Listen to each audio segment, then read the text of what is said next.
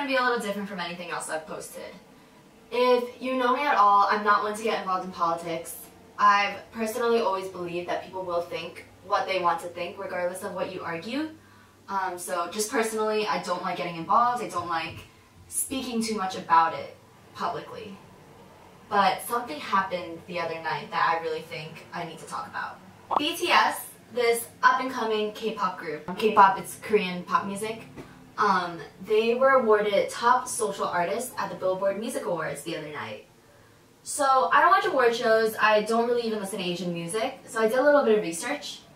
Turns out this award has been won by Justin Bieber for the past consecutive 6 years, ever since the award has been offered.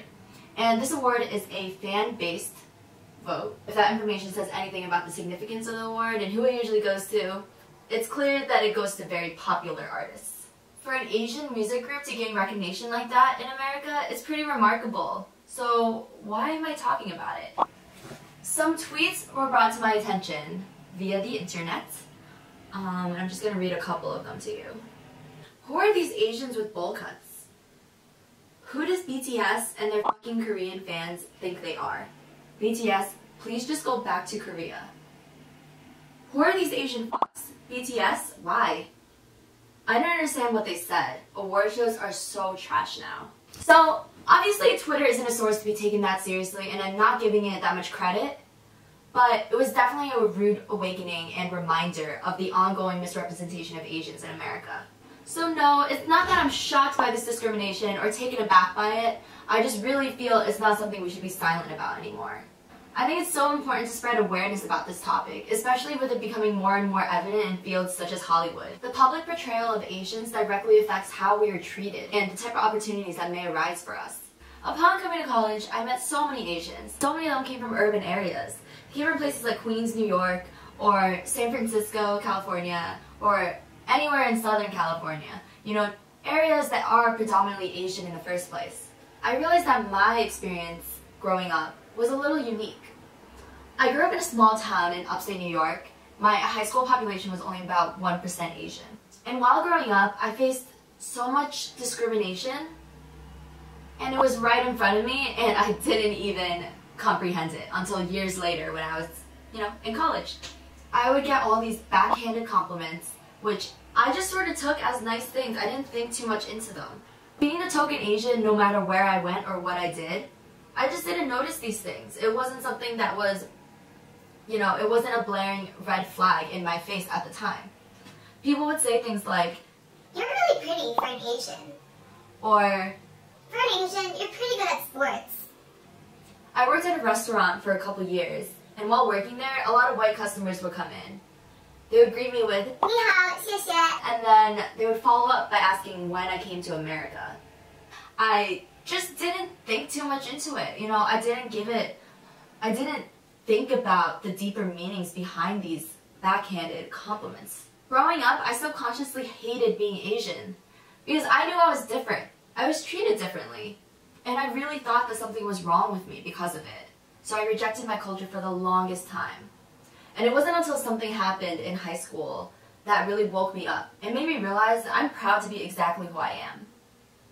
It was one day at track practice. I was doing some hurdling drills, and I happened to knock over one of the hurdles. Out of nowhere, I hear these kids chirp in from a distance, laughing at me and saying, "Asian girl can't jump." At the time, track and field was something very important to me. I was very passionate about it and very competitive. I was hungry to win. I was league and county champ at the time. So being told that I can't do something and ridiculed based on my ethnicity, on something that I already know that I'm good at, that really struck a nerve. And that's why this BTS scandal sounds way too familiar to me. To all my non-Asian viewers, let's be honest for a second. What are the first words that come to mind when you're told to describe your average Asian American? It's probably along the lines of nerdy, smart, quiet, really good at math, right? And those all seem like great qualities, right? But what would happen if that's all the world perceived you as? Let me put this into perspective. How would a white person feel if they were told the only interests they were allowed to have were baseball and country music, and then anything outside of that realm of interest is completely absurd or inappropriate? I think it's safe to say that any ethnicity can relate to this. Nobody likes to be stereotyped, and no one likes to be told what they can and can't do. And there's always going to be those people who are going to argue that these stereotypes aren't doing any harm. They're not discriminatory. They're not racist. It's not something that's mean. I mean, after all, we're the model minority. But what happens when these stereotypes are belittled and flipped upside down into insults? It's almost never one meaning without the other. So you're a really smart student, you get really good grades, but you don't have a life. Or something like, you're such a hard worker, but you're never gonna ball like Kobe Bryant. so how often is it that these Asian jokes are thrown around like it's nothing? What did you have for dinner last night? I heard your cat was real good. But if someone were to make a joke about black people, for instance, the room would grow serious real quick. That's not something you joke about. So why is it that it's okay to joke about Asians? You know what the reason is? It's because we're not expected to fight back. Well, I'm calling BS. Everyone seems to think that we're polite, we don't talk back, we don't cause trouble. And with all of that, we let people walk all over us. And you have to kind of understand where that came from. Many of us were second-generation Asians. Our parents picked up and left their country so that they could have a better life here in America. And with that came a lot of responsibility, a lot of hardship. They had so much on their plate. They had to feed a family. So obviously, when it comes to things like culture and who they associate themselves with, and just the language they speak at home, little things like that, obviously they're going to want to stick with things that they are comfortable with, which all of that is fine. I'm so incredibly appreciative of what that generation has done for us. They've given us so much progress, given us so much respect. Well, it's time that we progress as well. I'm not letting the next generation of Asians feel like they aren't good enough. It's time that people see us for who we are rather than what our ethnicity is. And it's time for us to stop apologizing for being good at things that we're not supposed to. As always, I really appreciate the support, guys.